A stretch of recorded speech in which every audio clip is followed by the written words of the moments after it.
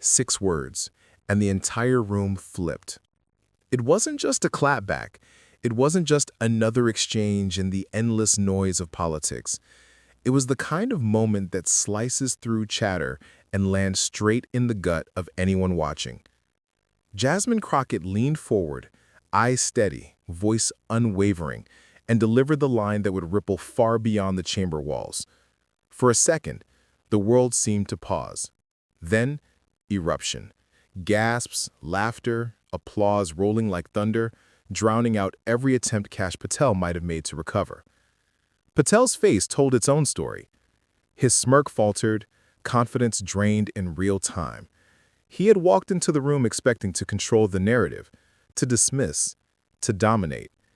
Instead, he was silenced by a single sentence, a line sharpened not with anger, but with clarity and precision.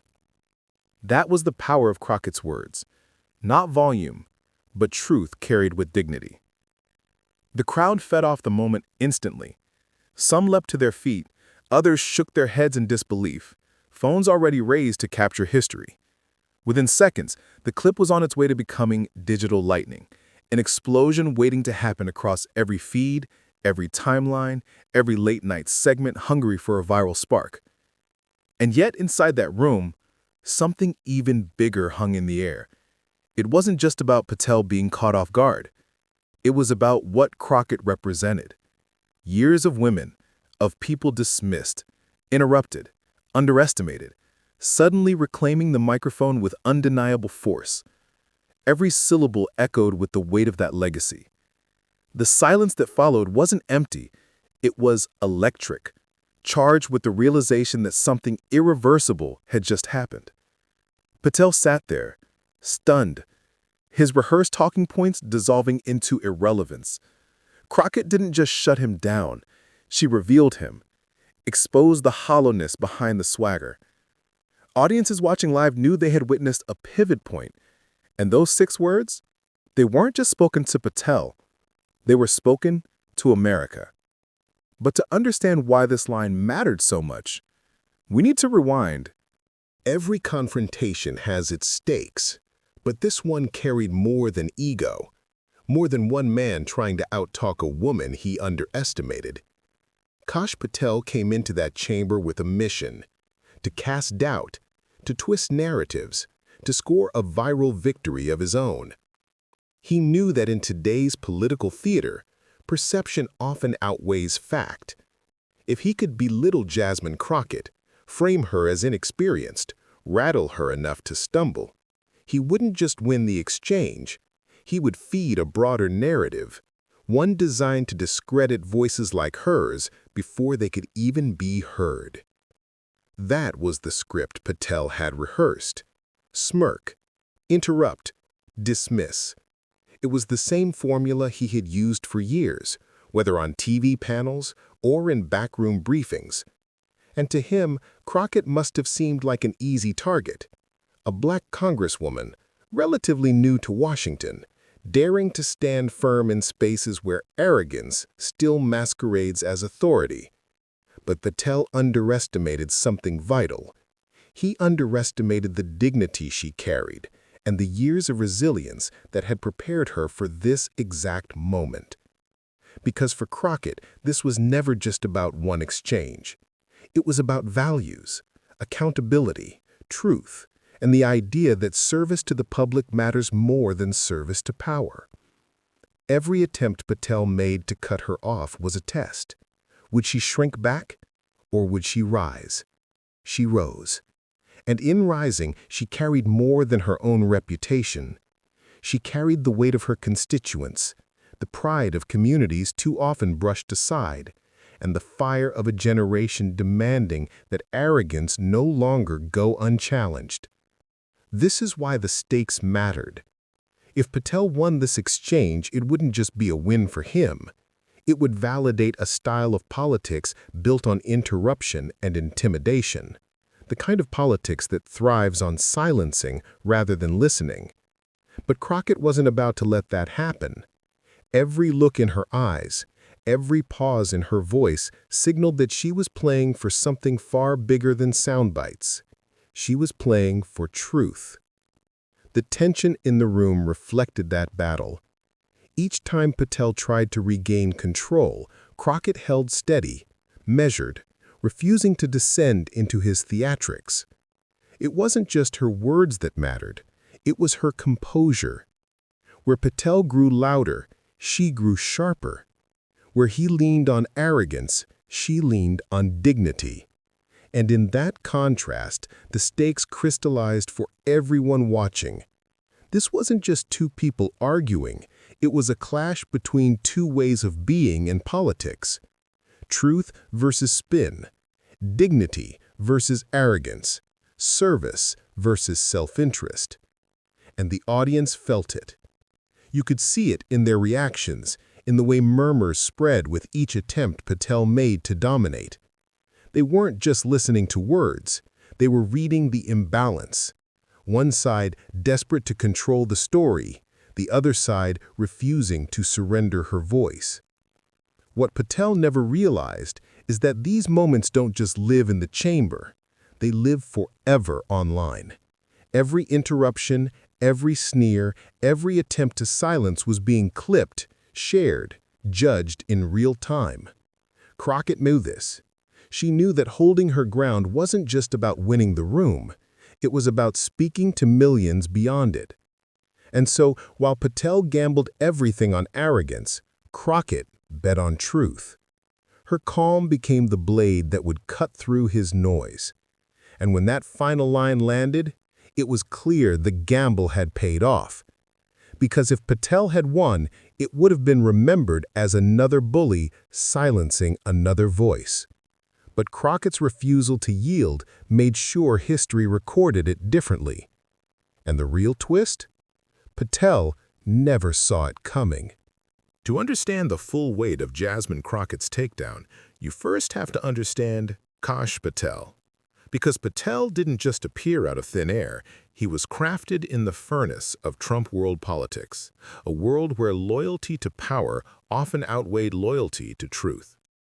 His rise wasn't built on quiet service or selfless dedication, it was built on spin, on the art of distortion, on his willingness to say and do what others wouldn't if it meant securing favor from the top. Patel's career began in the shadows, as a staffer navigating the murky waters of Washington bureaucracy. But he saw an opening. Align himself with the right figures, embrace the right talking points, and he could leapfrog over men and women with decades more experience. That's exactly what he did. His big break came when he embedded himself within the orbit of Donald Trump. From then on, he became known not as a truth-teller, but as a fixer, the man willing to bend rules, stretch facts, and carry out the missions others might hesitate to touch. During his time on the House Intelligence Committee, Patel made his name by attempting to discredit investigations into Russian interference. He didn't earn a reputation for objectivity or fairness. He earned a reputation for stonewalling, muddying waters, and aggressively shielding allies, no matter what the evidence suggested. To Trump, that was gold.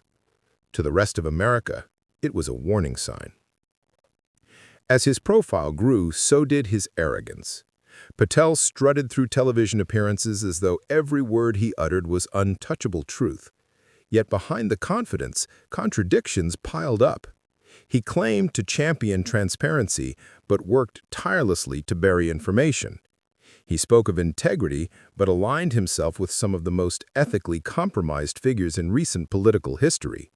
He portrayed himself as a patriot, but his actions often served only the narrowest interests of the powerful few. The pattern was impossible to miss. Whether in intelligence, defense, or media circles, Patel's signature move was always the same: interrupt, dismiss, dominate. He relied on arrogance as both shield and sword, bulldozing opponents rather than engaging them. And for years it worked. Few dared challenge him directly, and fewer still succeeded in making him stumble. He thrived on the spectacle of control, mistaking volume for victory, mistaking smugness for strength. But arrogance has a cost. When you live in a world where no one dares call you out, you begin to believe your invincibility. Patel became blind to his weaknesses. He didn't see how transparent his tactics had become, how predictable his interruptions sounded, how hollow his words rang to those who weren't already in his corner. To the public outside his carefully curated echo chamber, Patel wasn't a man of principle. He was a man of performance, clinging to theatrics because substance was never on his side. And that's what made his clash with Jasmine Crockett so dangerous for him. Because Crockett was not the kind of opponent Patel was used to. She wasn't intimidated by his swagger. She wasn't rattled by his interruptions. She had faced bigger battles than a man with a microphone and an ego. Where others might have folded under the weight of Patel's tactics, she steadied herself and waited for the perfect moment. For Patel, this was supposed to be routine, a show of dominance, a viral clip where he dismissed another voice and reinforced his image as a master of the exchange. What he didn't know was that his own patterns had become his downfall. Every sneer, every interruption, every attempt to cut Crockett off only built the suspense for what was coming. His arrogance was writing the setup. Crockett was holding the punchline. And when it landed, it didn't just silence Patel. It exposed him. All the years of spin, all the cultivated confidence, all the bluster suddenly looked paper-thin. For the first time, Patel's carefully crafted mask cracked in real time on a stage he couldn't control in front of an audience that wasn't buying the performance anymore. Because arrogance has one fatal flaw. It never sees the counterpunch coming. To understand why Jasmine Crockett's one-liner didn't just silence Kash Patel, but electrify a nation, you have to know where she came from. Because Crockett wasn't born into power. She wasn't handed connections or wealth that smoothed her path. Her story begins far from the gilded halls of Washington, in a world where dignity was earned, where resilience wasn't a choice, but a necessity. Jasmine Crockett grew up knowing that the world often tried to measure people like her, black, female, outspoken, by the limits it placed on them. But those limits only sharpened her edge. Raised in a family that valued honesty, service, and faith in community, she learned early that your worth isn't handed to you by institutions. It's proven in how you stand up for others. From the classroom to her first steps into public life, Crockett carried those lessons with her, wielding them like armor in rooms where she was underestimated. Her path to politics wasn't conventional. She didn't set out chasing titles or cameras. She became a lawyer first, determined to fight for those left without a voice. Civil rights cases, criminal defense, immigration struggles, these weren't abstract issues to her. They were the daily realities of the people she represented, people who reminded her of her own family, her own community. In every courtroom, she stood eye to eye with the dismissiveness of systems built to ignore, and every victory, however small, hardened her belief that truth and dignity could still win, even when the odds seemed impossible. That background defined the way she approached Congress. She entered Washington not as a polished career politician, but as an outsider, an underdog, someone who had to earn her space twice over. For every colleague who welcomed her, there were others who dismissed her, smirking, interrupting, assuming she could be silenced. But Crockett had already faced that brand of condescension for years. What they saw as intimidation, she recognized as the recycled arrogance of a system afraid of change. That's where her wit became her weapon. She didn't shout to be heard. She listened. She learned. And when the moment came, she struck with precision. A single line from her could cut deeper than the dozen paragraphs of bluster. Her style wasn't about spectacle. It was about clarity. She had an ability to distill truth into words so sharp they couldn't be ignored, no matter how hard opponents tried to dismiss her. In a political culture drowning in noise, that made her dangerous to people like Patel. Because arrogance thrives when opponents flail, when they stumble, when they meet bluster with more bluster. Crockett refused that script. She had learned through years of standing in courtrooms where the odds were against her that composure was its own kind of power, that restraint could wound deeper than rage, that patience was often the most devastating rebuttal. Her rise to Congress wasn't easy. She fought uphill battles against moneyed interests, against entrenched power, against narratives that tried to paint her as too inexperienced, too bold, too unwilling to play by the old rules. But she leaned on the communities that had always believed in her, the people who saw in her not just a representative, but a reflection of their own struggles and hopes. When she finally won her seat, it wasn't just a political victory. It was a declaration that voices like hers belonged at the center of America's story. Still, Congress tested her daily. The condescension didn't vanish when she walked into committee rooms. If anything, it sharpened. Men who had spoken over women their entire careers tried the same on her. Opponents who thought arrogance was authority tried to rattle her.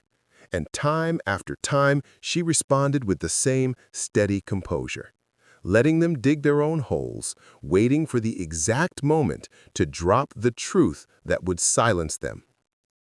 That's why the viral clash with Patel felt like destiny to so many watching. It wasn't random, it wasn't luck. It was the culmination of years of resilience, of battles fought on smaller stages, of lessons carved from condescension. Patel walked in thinking he could dismiss her. What he didn't realize was that she had been preparing for men like him her entire life. So when Crockett delivered that one line, it wasn't just a mic drop. It was the weight of her journey condensed into one moment. It was every courtroom, every debate, every dismissal answered in 6 words that stopped Patel cold. The eruption from the crowd wasn't just applause for a clever comeback.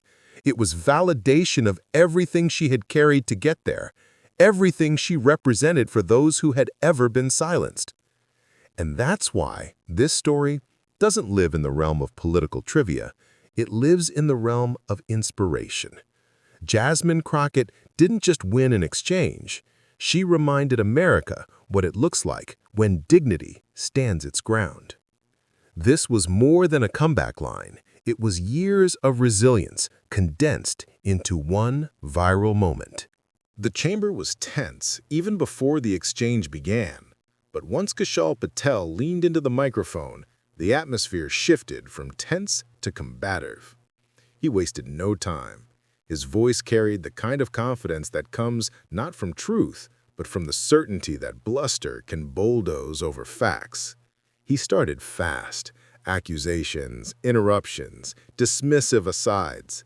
Every sentence was less about substance and more about spectacle, designed to dominate the space and drown out any chance of rebuttal. He gestured widely, punctuating every line with smirks meant to mock. When Crockett prepared to respond, Patel cut in, his tone dripping with condescension, as though she hadn't earned the right to speak. He leaned back in his chair after each interruption, self-satisfied, convinced that control of the microphone meant control of the narrative. But Crockett didn't flinch. She waited, steady and deliberate, letting Patel's arrogance echo through the room. Where he sought chaos, she embodied calm. Her silence between his interruptions wasn't weakness, it was calculation. She knew that every time he cut her off, he was exposing himself, not her. And the audience noticed. You could feel the shift in the room. Each interruption that was meant to weaken her instead made Patel look desperate, frantic, unable to hold his ground without stomping on hers. Crockett finally leaned into her own mic, her voice clear and unwavering. The contrast was striking. Where Patel's words were rushed and sharp-edged, hers were measured, deliberate, laced with the kind of authority that doesn't need volume to command attention. Patel tried again to interject, but this time murmurs rippled through the room.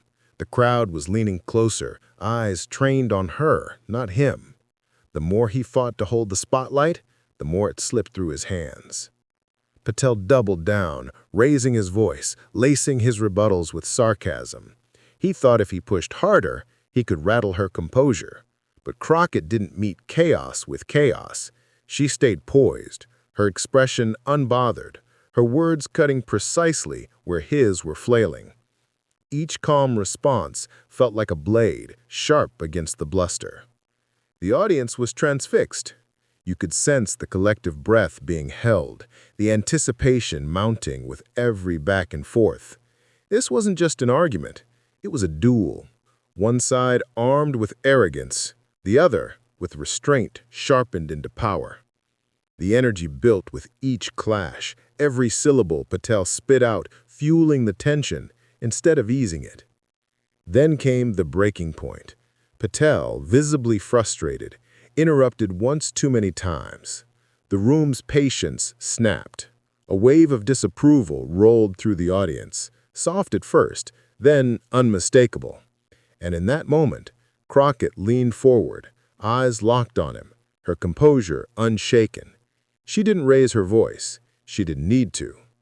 Her words cut clean through the noise, silencing him in a way no gavel or moderator ever could. The chamber, once buzzing with tension, fell into a stunned quiet, as though everyone recognized they were watching more than just another exchange. They were watching a turning point. Every word Patel threw, every interruption, only made the crowd lean in closer. And when the moment came for Crockett to deliver her line, the tension was stretched so tight it felt like the entire room might snap. That's when it happened. Patel thought he had her cornered.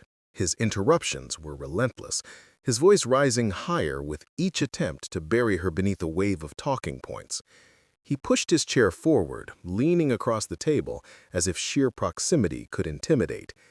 To the untrained eye, it might have seemed like dominance, but to anyone who understood the rhythm of political battles, it was the frantic thrashing of a man who had gone too far. The room grew uneasy. Some shifted in their seats, uncomfortable with the spectacle of arrogance overwhelming dialogue. Patel barreled on, raising his voice over Crockett's calm attempts to respond, wielding smugness like a shield.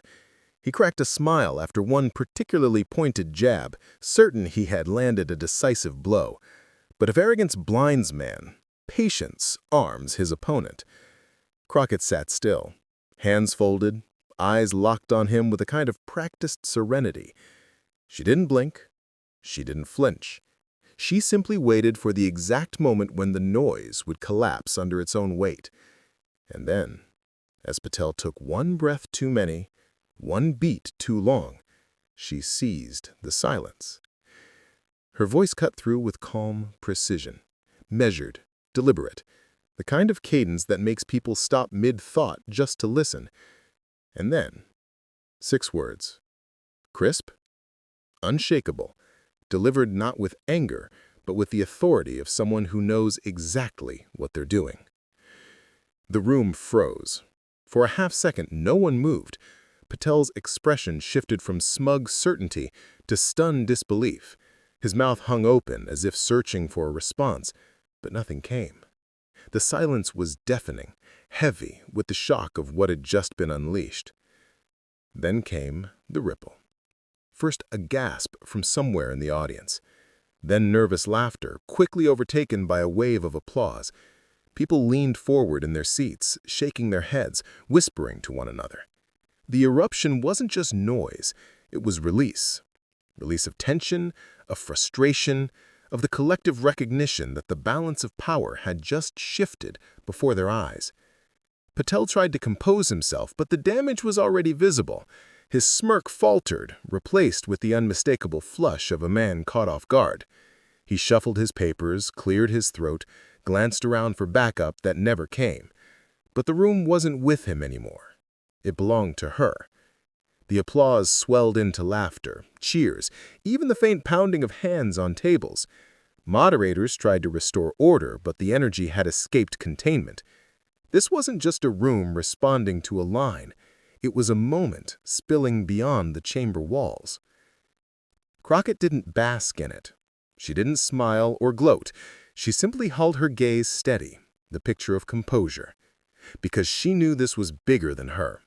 It wasn't about winning a point. It was about exposing the arrogance that had tried to dominate her voice and showing the world that arrogance crumbles under dignity. Somewhere in the crowd, phones lit up.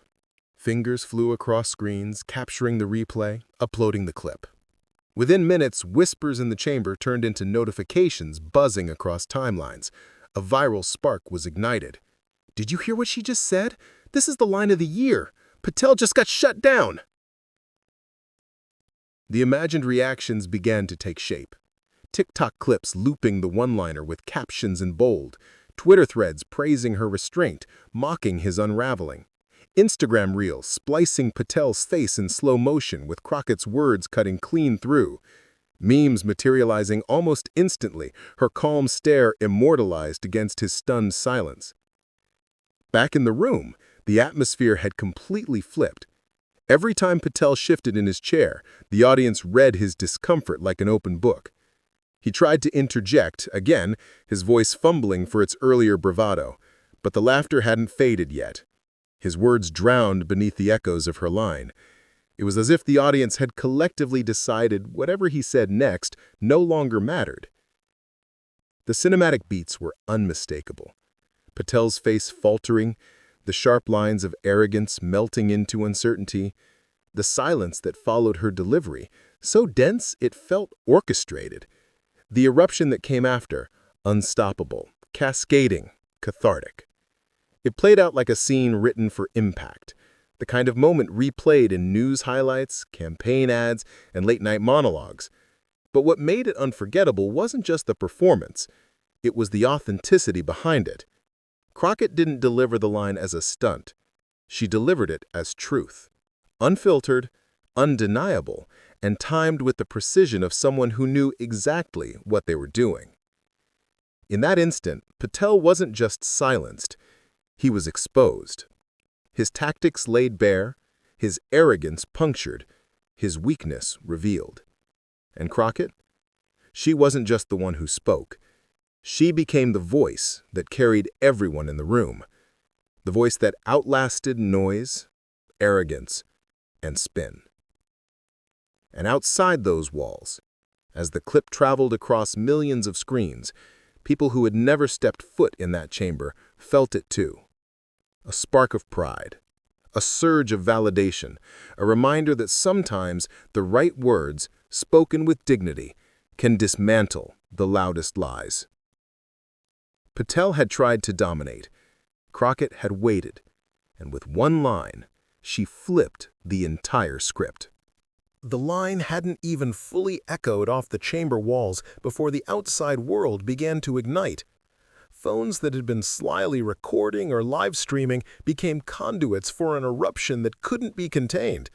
Within minutes, Twitter timelines filled with clips of Crockett's 6 words looped endlessly, accompanied by captions in all caps. "This is how it's done." A hashtag materialized almost instantly, hashtag Crockett Clapback. Within the hour, it was trending nationwide.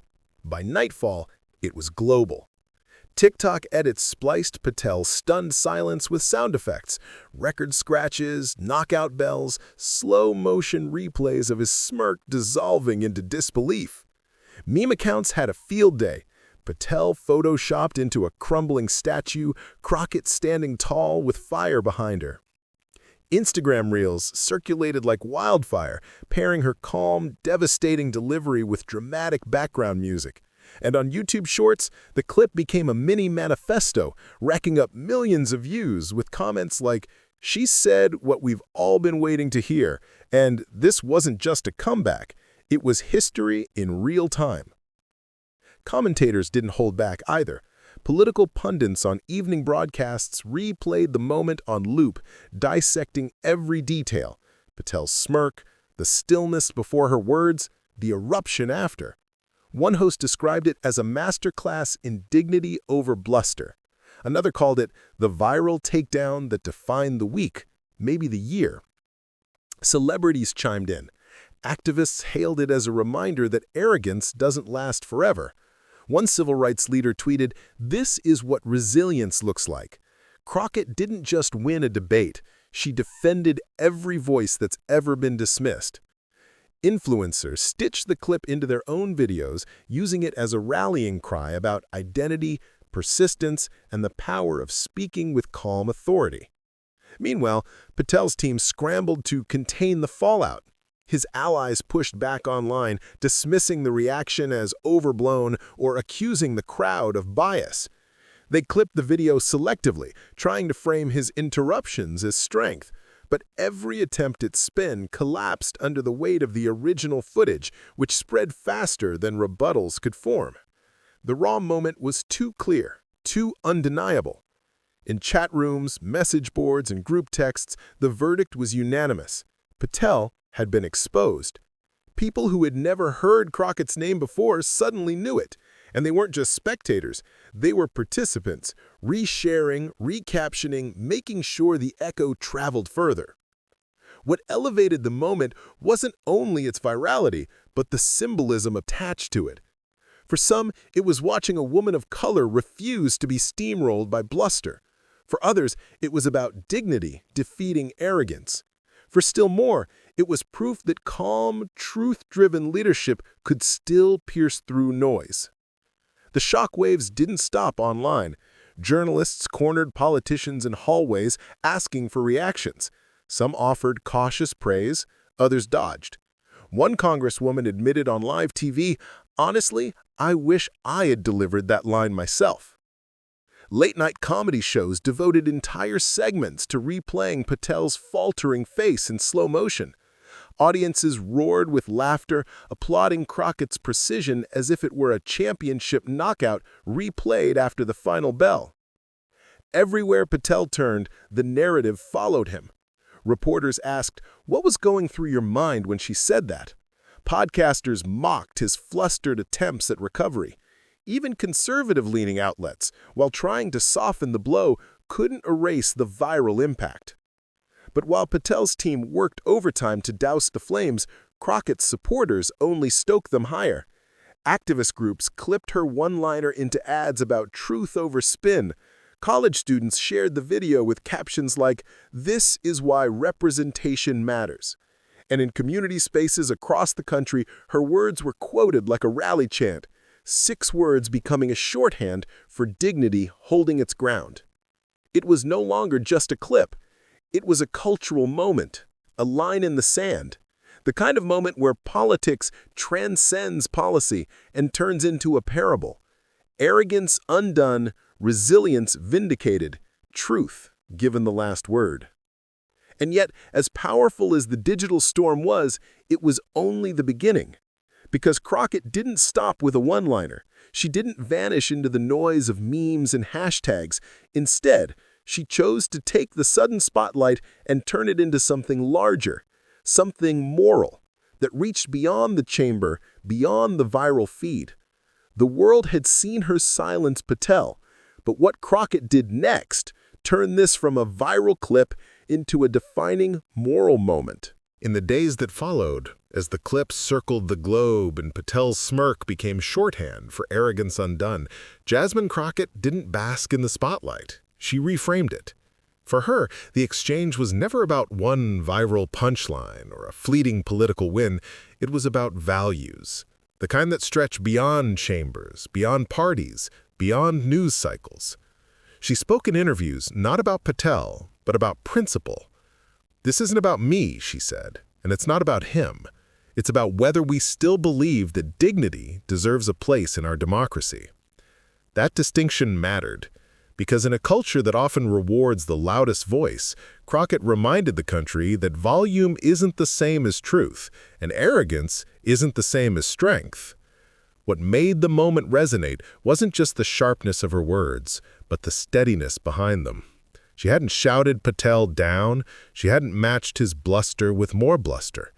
She had waited, listened, and chosen her line with precision. In doing so, she gave people something larger than a viral clip. She gave them a model for how resilience can disarm arrogance without losing grace. Her words weren't just for Patel. They were for every voice ever dismissed, every truth ever ignored, every person told to sit down or stay quiet because someone louder thought they owned the room. They were for immigrants who've been talked over, women who've been patronized, workers who've been belittled, and communities that have been erased. They were for America itself. Not the America of noise and spectacle, but the America that still believes truth deserves to be heard. In that sense, the line carried the weight of history. It echoed moments when dignity refused to bow to intimidation, when leaders and everyday citizens alike stood firm against jeers, smears, and dismissals.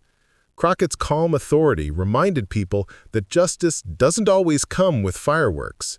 Sometimes it comes with silence, followed by 6 words that tilt the balance of a room.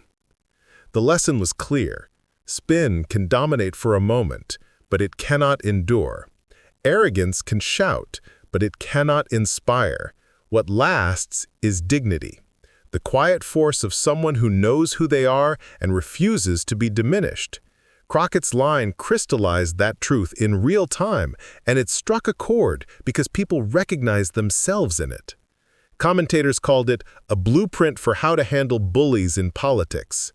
Activists called it a shot of courage in a weary climate. But for ordinary viewers, it was something simpler. Proof that dignity can still win.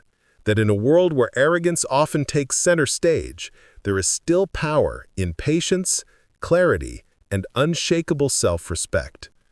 By the end of the week, Crockett's words weren't just being replayed, they were being repeated, quoted in classrooms, echoed in church sermons, scribbled on protest signs.